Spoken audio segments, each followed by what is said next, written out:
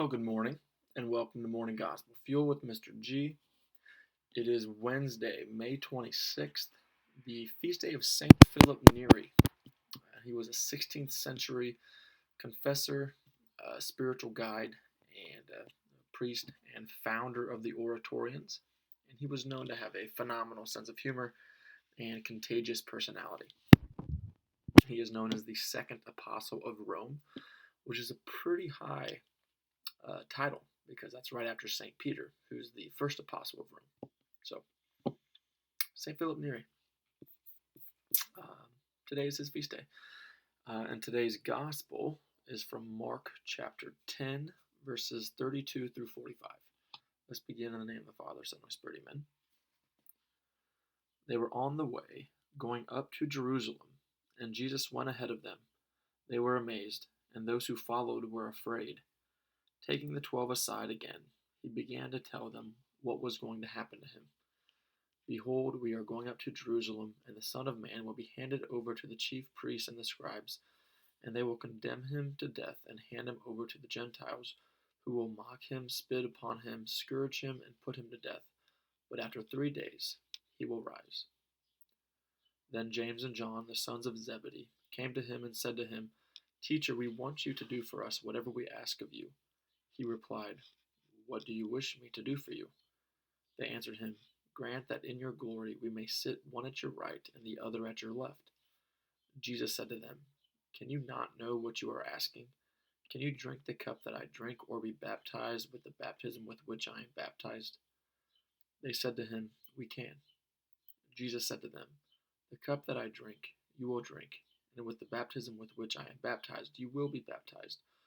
But to sit at my right or at my left is not mine to give, but it is for those for whom it has been prepared. When the 10 heard this, they became indignant at James and John. Jesus summoned them and said to them, You know that those who are recognized as rulers over the Gentiles lord it over them, and their great ones make their authority over them felt. But it shall not be so among you.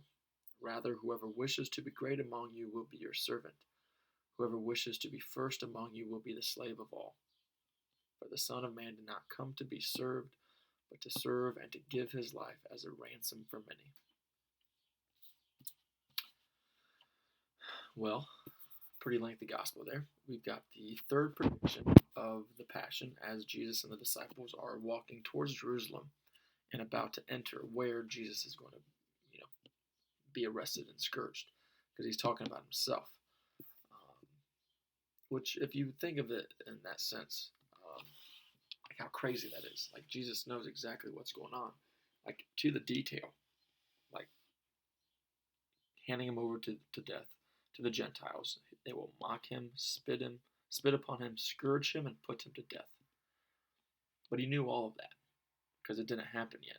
But he told them what's going to happen, and and what's their priority. So Jesus just tells them this